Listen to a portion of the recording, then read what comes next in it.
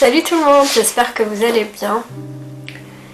Il y a 24 heures, il m'est arrivé quelque chose de très douloureux. Je suis rentrée chez moi en pleurs. J'avais tellement mal à la tête. Je me suis dit, il faut juste aller dormir et demain ça ira mieux. Et à un moment donné, Internet a comment m'ôter la vie facilement. Et je voulais un truc facile, pas qui fasse pas mal.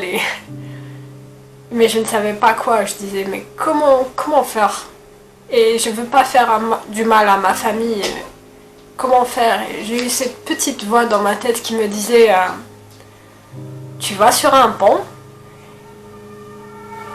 et tu sautes. C'est facile. Il y a tellement de ponts ici, là où j'habite, que vas-y. Mais je disais, je pouvais pas faire ça parce que si je fais ça, je vais faire du mal à ma famille. C'est pas une bonne idée. Mais comment vivre avec cette douleur? Comment vivre avec le fait de savoir qu'on est stupide et qu'on sert à rien? Et le temps passe et on a mangé, on a dîné. Mon époux a essayé de me rassurer comme il a pu, le pauvre, et il a pas réussi. Et vient le moment où je vais dormir. J'arrivais pas à dormir, j'arrêtais pas de tourner dans mon lit. Et à un moment donné, il y a un verset qui me revient à la tête qui dit je suis le chemin, la vérité et la vie. Vous connaissez le chemin. Bref, c'est ce verset-là qui était venu à ma tête et je me suis dit, Jésus est le chemin. Je vais l'appeler. Jésus, aide-moi, aide-moi. Dans mes pensées, parce que Jean-Baptiste, mon époux, était à côté. Excusez le bruit, c'est mes chats qui sont en train de manger. Et Jésus, aide-moi, aide-moi. Et là, je me suis dit, je suis la fille de Dieu, je suis la fille de Dieu. Dieu, aide-moi, je suis ta fille. Regarde ma situation, je suis en train de souffrir. Aide-moi, aide-moi. Et je me suis mise... Je suis restée silencieuse, j'ai essayé d'écouter la voix de Dieu ou un truc du genre, comme j'ai l'habitude de faire. Et j'ai juste entendu tu es ma fille, tu prêches ma parole. Et là, je me suis dit, c'est des conneries, ça, c'est des conneries. Laisse tomber, je suis stupide, je sers à rien. Laisse tomber. Et Seigneur, aide-moi, aide-moi. Et je finis, je sais pas par quel miracle, par m'endormir, mais d'un sommeil profond. Et quand je me suis endormie, comme d'habitude, mes chats réclament à manger. Du coup, il y a Chipsy, un de mes chats, qui est venu me réveiller. Allez, debout, c'est l'heure de me donner à manger. Et je me suis réveillée pour lui donner à manger. Et j'étais bien. J'étais tellement bien. J'avais complètement oublié l'incident qui était arrivé quelques heures plus tôt. J'étais tellement bien. Je me suis levée, je suis allée à la cuisine, j'ai donné à manger et tout.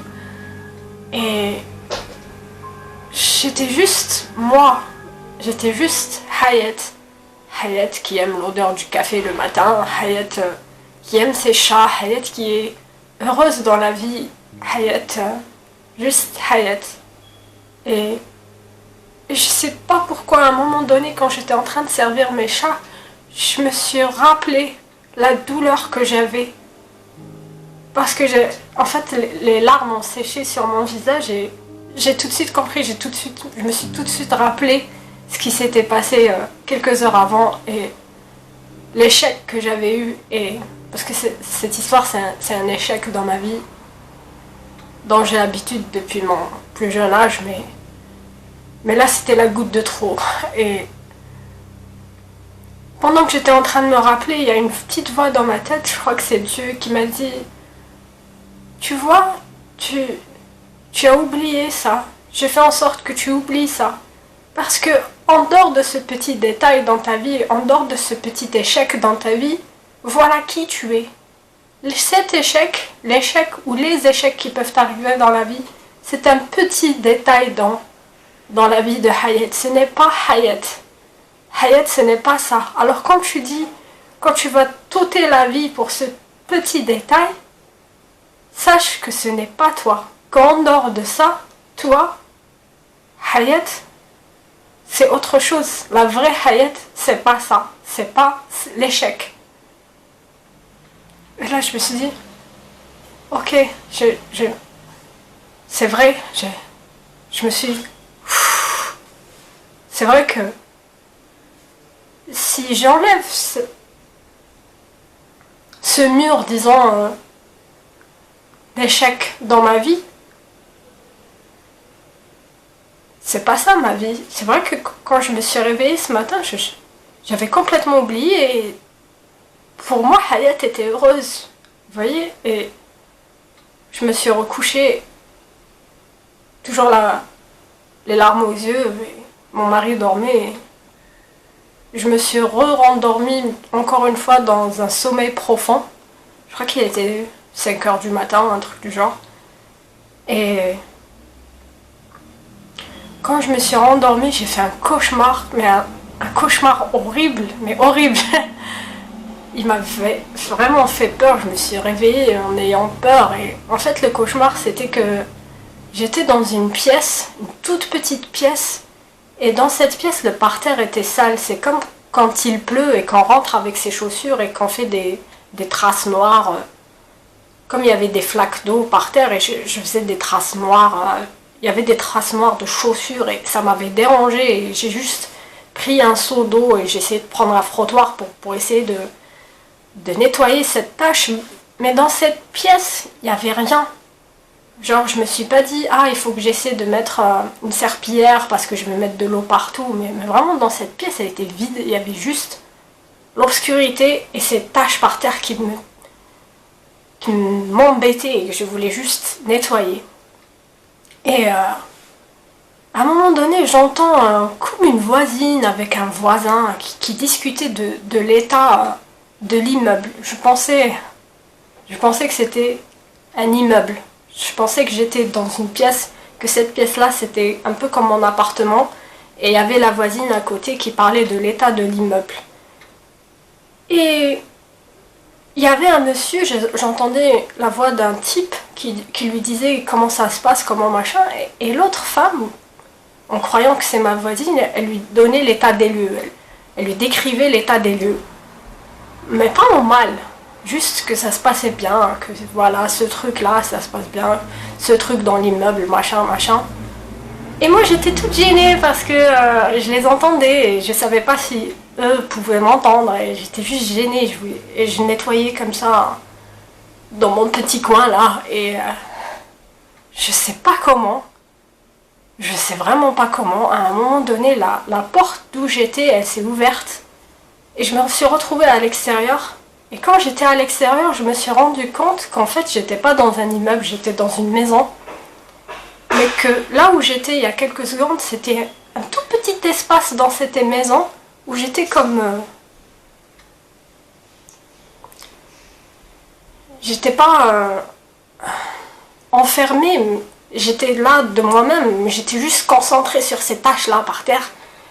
Et quand je suis sortie et que j'ai vu l'état de ma maison, parce que j'ai compris plus tard que c'était ma maison, quand j'ai vu l'état de ma maison, j'étais... Oh Seigneur, c'est quoi ça? La maison était mal isolée, il y avait des bidons pleins d'eau partout, des bassines d'eau, et la lumière, l'électricité était allumée alors qu'on voyait le coucher du soleil, c'était pas logique. Et je crois que j'ai dû ouvrir la fenêtre pour aérer. Mais je regardais la maison, je regardais autour de moi et rien n'était logique. Parce que moi, généralement, quand il y a le coucher du soleil, je ferme les persiennes, je ferme les rideaux, j'allume les lumières. Et ça, c'était pas logique qu'on puisse voir encore le soleil et que l'électricité, la lumière soit allumée. C'était pas normal qu'autour de moi, il n'y ait pas de cuisine, il n'y ait pas de lit, pas de meubles. Tout ce qu'il y avait autour de moi, c'était la ruine. Il y avait juste des bidons d'eau et des murs, mais c'était même pas des murs complets, c'était des demi-murs. Et la faïence était cassée, c'était une ruine, une vraie ruine. Et à un moment donné, je regarde autour de moi et je vois J'ai même l'angoisse quand je parle, mais je vois que la fenêtre, il n'y avait qu'une seule fenêtre dans cette maison, était fermée, bien fermée, avec des petits rideaux comme ça, très jolis. Je me suis dit, mais c'est bizarre ça, j'ai pas l'habitude de fermer la fenêtre, je sais pas comment, bref. Apparemment j'avais ouvert la fenêtre, mais c'est bizarre ça, la fenêtre est bien fermée et tout, alors qu'il y a il y a de la ruine autour de moi, mais comme par hasard cette fenêtre est fermée et il y a un petit rideau dessus, alors qu'ailleurs il n'y a pas de décoration, je veux dire c'est la seule décoration de la maison. Et j'ai regardé autour de moi et je vois un truc bouger, il se déplace, noir, mais j'arrivais pas bien à voir, c'était flou, c'était un truc noir flou que je voyais un peu comme ça, qui circulait, qui bougeait dans la maison. Et j'essaie de regarder c'est quoi ce truc noir qui bouge là, qui marche à côté de moi. Et à un moment donné, je vois clair, c'était une femme qui essayait pas de se voiler, peut-être se voiler, mais se protéger comme ça pour que je ne la vois pas.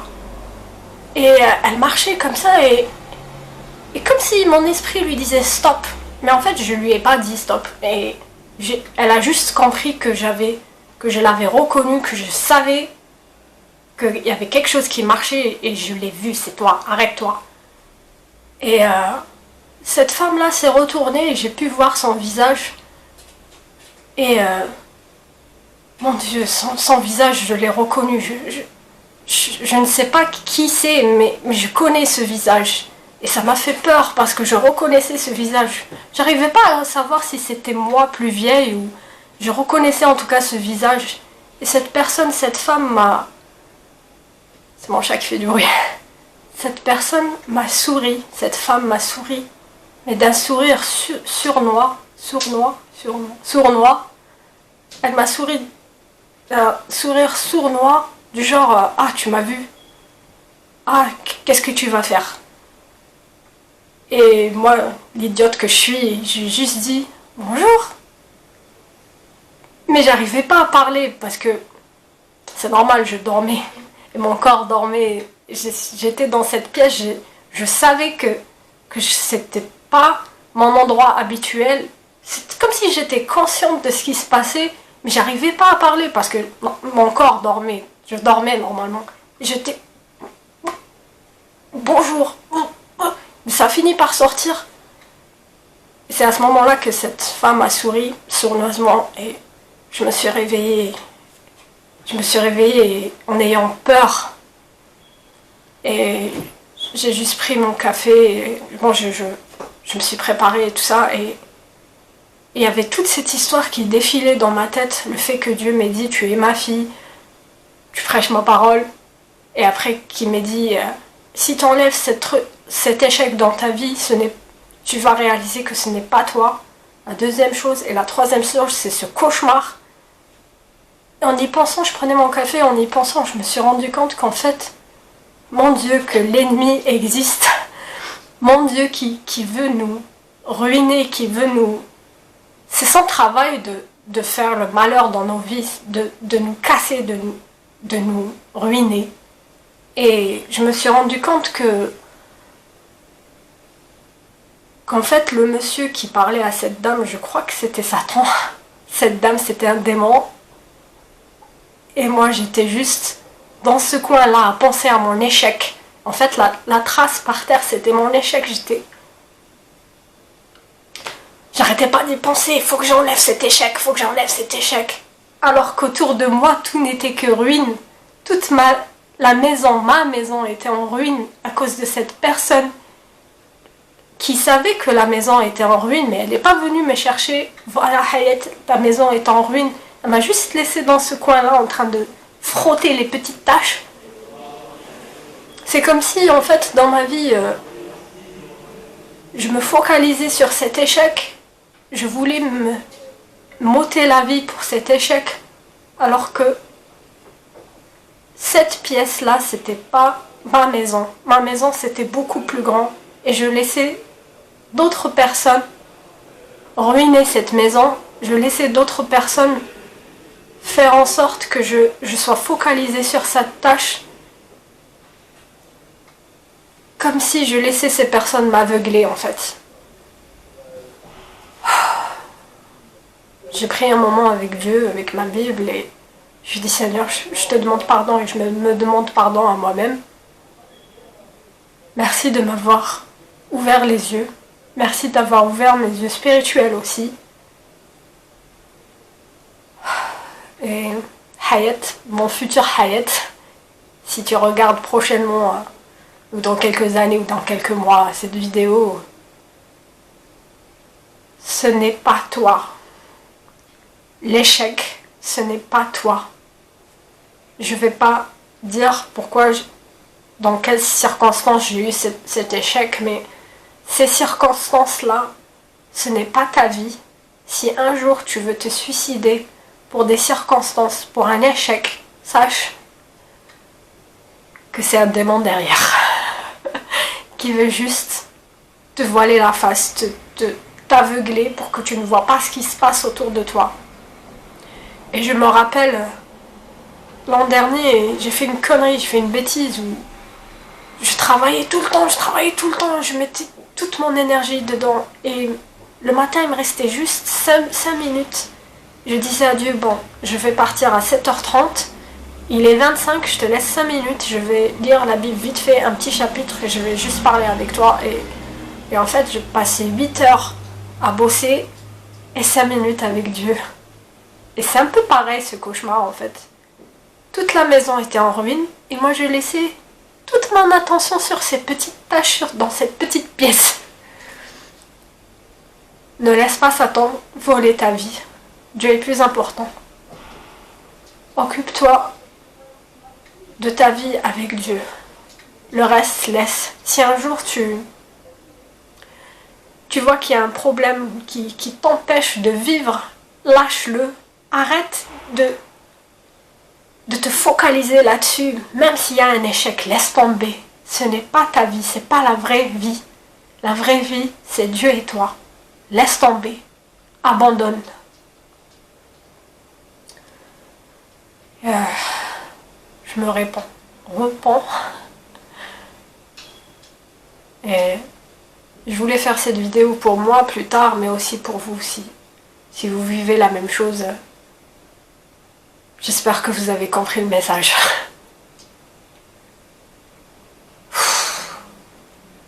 J'ai tellement mal à la tête, j'arrive pas à croire que j'ai fait ça, que j'ai pensé ça, que j'ai laissé l'ennemi m'aveugler. Et en criant à Dieu hier soir, je pensais qu'il allait juste me dire « Hayat, tu es ma fille, fais pas attention, je t'aime ». Je pense qu'il allait me dire des trucs comme ça. Je m'attendais pas à cette réponse-là. Je m'attendais pas à cette vérité-là. Il est tellement, tellement plus intelligent que moi. S'il est Dieu. Merci Seigneur. Je sais pas ce que ça va donner cette vidéo, mais voilà, je tenais à le faire. Bon, plus de batterie, désolée. Je vous dis à la prochaine vidéo. Bye bye!